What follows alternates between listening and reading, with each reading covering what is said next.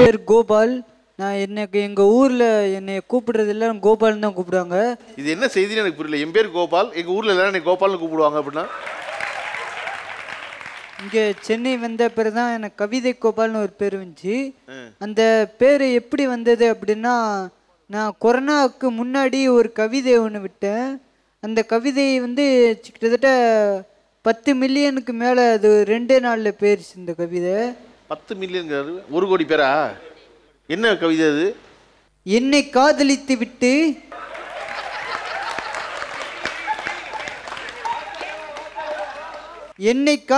விட்டு பெண்ணே நீ வேறொருவனை திருமணம் செய்தால் நான் இந்த வருத்தத்தில் இறந்தாலும் இறந்துடுவேன்.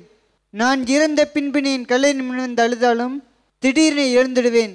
உன் கண்ணீரை துடைப்பதற்குள்ள காதலி, உன்னை செருப்புகளத்தை அடிப்பதற்குத்தான். எனக்கு என்ன பிடிச்சிருக்குன்னா, அந்த கவிதையை சொல்லும் போது மனசுக்குள்ள ஃபீல் பண்ணி கண் மூடி தான் அந்த காதலனாவே மாறி சொல்றான் பாருங்க. வேற கவிதை. தூண்டில் சிக்கிய மீனும் உன் காதலில் சிக்கிய நானும் துடிப்பது நிஜம்தான். மீன் துடிப்ப விடுதலைக்காக, நான் துடிப்பது உன் காதலுக்காக, உன் காதலுக்காக, உன் காதலுக்காக. இது எக்கோவா கடைசியில? அட கன்றாவிய நான் பண்ண வீடியோல எனக்கு தெரியாம வைரல் ஆனது. நான் எதிர்பார்க்கல அப்படின்னு சொல்லுவீங்க. ஒரு வீடியோ பார்த்தீங்கன்னா சார், ஃபேஸ்புக்கில் 40 லட்சம் வியூஸ் போச்சு. எந்த வீடியோ அது? மேரேஜ் கண்டென்ட் ஒன்று போட்டிருந்தோம். ஒரு கேசட் வைஸ் எப்படின்னா, ஒரு இன்டர்வியூ போய் ஒரு பொண்ணுட்டு எடுப்போம். இப்போ ஜாதி மதம்லாம் எல்லாம் சரியாயிருச்சா அப்படின்னு கேட்பேன். இன்னும் சரியாகலைங்க அப்படிம்பாங்க. இப்போ தான் எல்லாருமே ஒன்றா டீ குடிக்கிறோம், இல்லை பஸ்ஸில் எல்லாம் ஒன்றா போகிறோமே, இன்னும் ஜாதி மதம்லாம் ஏன் சரியாகலைன்னு நீங்கள் நினைக்கிறேன்னு கேள்வி கேட்போம். அதுக்கு அந்த பொண்ணு டீ குடிச்சாவும் பஸ்ஸில் ஒன்றா போனால் சரியாக போச்சா அப்படின்னு கேட்பாங்க. நான் இன்னும் வேறு என்ன சரியாகும்னு நினைக்கிறீங்கன்னு கேட்பேன். அப்போ எல்லாமே சரியாச்சுன்னு நீங்கள் நினச்சிங்கன்னா, ஒன்று உங்கள் வீட்டில் இருக்க பொண்ணை எனக்கு கட்டி கொடுங்க, இல்லைனா எங்கள் பொண்ணை நீங்கள் யாரை கல்யாணம் பண்ணிக்கலான்னு கேட்பாங்க. சரி நான் கல்யாணம் பண்ணிக்கிறேன் அப்படின்னு சொல்லிட்டு கல்யாணம் பண்ணிடுவோம். இது கான்செப்ட் தான், கண்டென்ட் தான். அதை கல்யாணம் பண்ணின்னு போட்ட வீடியோ பார்த்தீங்கன்னா ஃபேஸ்புக்கில் பார்த்தீங்கன்னா 10 கோடி பேர் பார்த்துருந்தாங்க. அது பெரிய வைரலாச்சு. தமிழ்நாடு ஃபுல்லாகவே ஒரு பெரிய வைரல். இதுதான் மைனஸாக இருக்குது. அவர் பண்ணது தப்புன்றதை நான் அவர் ரியலைஸ் பண்ணல. ஆக்சுவலாக அந்த பொண்ணு அந்த கேஸ்டமே கிடையாது. அதை உடைச்சிட்டேன்னு நினைக்கிறாரு அவர் உடைக்க கிடையாது. மற்றவங்க மனசுல அது தப்பான ஒரு எண்ணத்தை இது எப்படி தப்பா போகும்னு நினைக்கிறீங்க? எல்லாரும் சமம். கல்யாணம் பண்ணிக்கிற தப்புங்கிறது எல்லாரும் சமம் தானே. கல்யாணம் பண்ணிக்கிற தப்புன்னு சொல்லல. ஒரு சமூகத்து பேர் சொல்ல தேவையில்ல.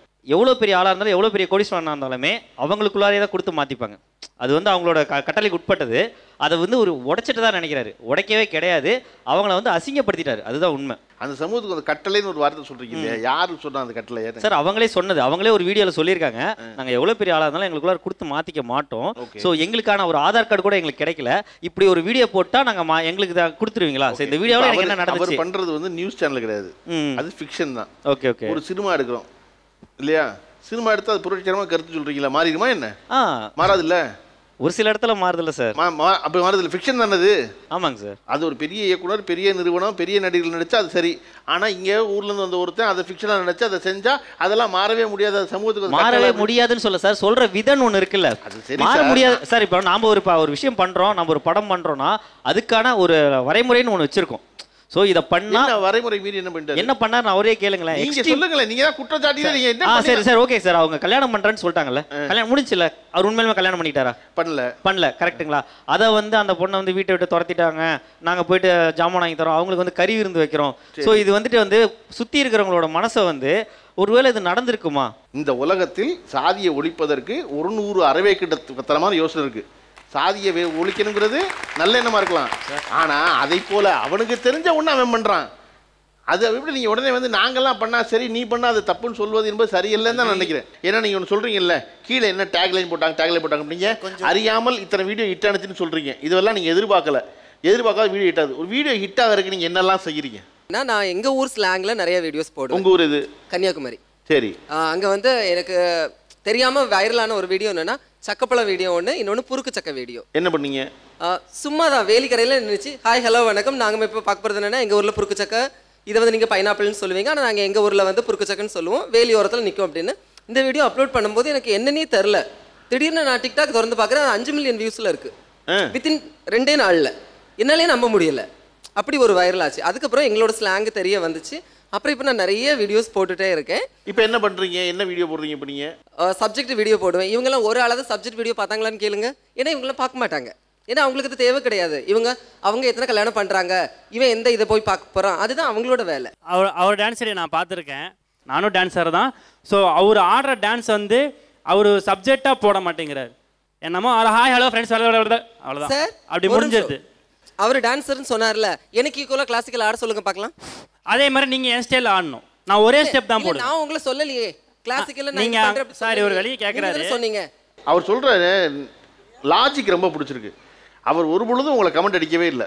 அவர் சப்ஜெக்டே பார்க்கலன்னு சொல்கிறாருங்க சார், அதுக்கு தான் நான் பேசுனேன் சார். நீங்கள் தான் சொல்கிறீங்க அவர் டான்ஸே ஆட தெரியாது, அவர் ரொம்ப மோசமாக ஆடுறாருன்னு சொல்கிறீங்க. இப்போ சொன்னீங்களே நீங்கள் சார் அவர் ஆடுறத என் சப்ஜெக்ட் யாராவது பார்க்குறாங்களான்னு அப்படி ஒரு கொஸ்டின் மார்க் பண்ணுறாருங்க சார். இவரும் டான்ஸர் தான், நான் டான்ஸர் தான். அவர் எதை சொல்கிறாரு புரியுதா உங்களுக்கு? எது சப்ஜெக்ட்னா என்ன? அந்த டான்ஸ்ல என்னங்க சார் சப்ஜெக்ட் இருக்குது? அவர் சொல்றது பயாலஜியை சொல்றாருங்க. பாத்தீங்களா, அது கூட உங்களுக்கு தெரியல. நீங்க என்னன்னா எல்லாருமே அவசரமா அவர்களை குற்றம் சாட்டுற துணியிலேயே இருக்கீங்க. எஸ், ஏன்னா உங்களுக்கு பாசிட்டிவா எங்களை குற்றம் சாட்டி இருக்காங்க சார். உங்களை எங்க குற்றம் சாட்ட போறாங்க? நான் சொல்றேன், நீங்க உங்களுடைய ஆதங்கம் எல்லாமே சரிதான். காரணம் நீங்க நினைக்கிறீங்கன்னா இங்க ஒரு பொறுப்பு இருக்கு. இந்த பொறுப்பு இருக்கும்போது அதை ப்ராப்பரா வேலிடா பயன்படுத்தலாமே. அதை ஏன் இந்த மாதிரி கோமாளித்தனங்களுக்கு பயன்படுத்துறீங்கிறதா உங்களுக்கு இருக்கிற திரும்ப திரும்ப கேள்வி. அந்த பதட்டத்தில் அவர்கள் என்ன சொல்ல வருகிறார்கள் என்பதை நீங்கள் கவனிக்கவே மாட்டேங்கிறீங்க.